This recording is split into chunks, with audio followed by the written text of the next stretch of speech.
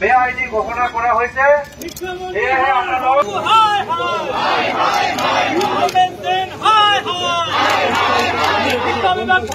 বল সেবা অফিসত যাব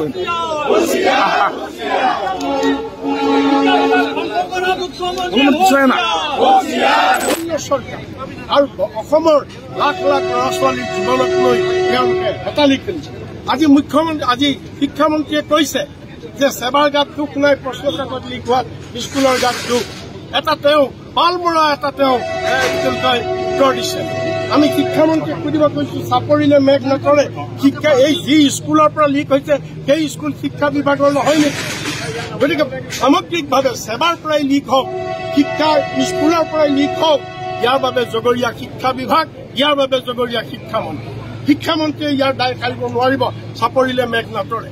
আৰু মুখ্যমন্ত্ৰীক আমি প্ৰশ্ন কৰিব খুজিছো যে সমাজ বিজ্ঞান বিভাগৰ মেট্ৰিকত যে প্ৰশ্ন কাকত টান হোৱাৰ বাবে তেওঁ ঘোষণা কৰি দিছে যে 10 নম্বৰ আমি বঢ়াই দিম, আমি গ্ৰেছ মাৰ্ক দিম। আমি মুখ্যমন্ত্ৰীক প্ৰশ্ন কৰিছো, তুমি কি অধিকাৰত কলা? তুমি শিক্ষা বিভাগ তুমি কি অধিকাৰত, তুমি কোন মুখ্যমন্ত্ৰী কোন 10 নম্বৰ বঢ়াই দিবৰ কাৰণে? তোমাৰ অনুগ্ৰহত ল'ৰা ছোৱালীয়ে পৰীক্ষা দিয়া নাই নহয়। এটা চিষ্টেম, এটা শিক্ষা বিভাগ আছে, এখন আইন আছে, এখন বোৰ্ড আছে, তাত বিশিষ্ট শিক্ষাবিদসকল আছে, তেওঁলোকে এইটো সিদ্ধান্ত ল'ব।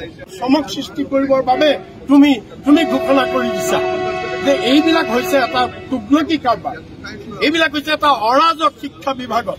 গতিকে এই শিক্ষা বিভাগৰ এই অৰাজকতা আমি সেইকাৰণে এই অপদাৰ্থ অকমান্য শিক্ষামন্ত্ৰীক, যি শিক্ষামন্ত্ৰীৰ ভুল সিদ্ধান্তৰ কাৰণে, ভুল নেতৃত্বৰ কাৰণে অসমৰ লাখ লাখ ছাত্ৰ ছাত্ৰীৰ ভৱিষ্যত ধ্বংস হৈছে, সেই শিক্ষামন্ত্ৰীক আমি বৰ্খাস্ত কৰিবৰ কাৰণে আজি আমি দাবী জনাইছো।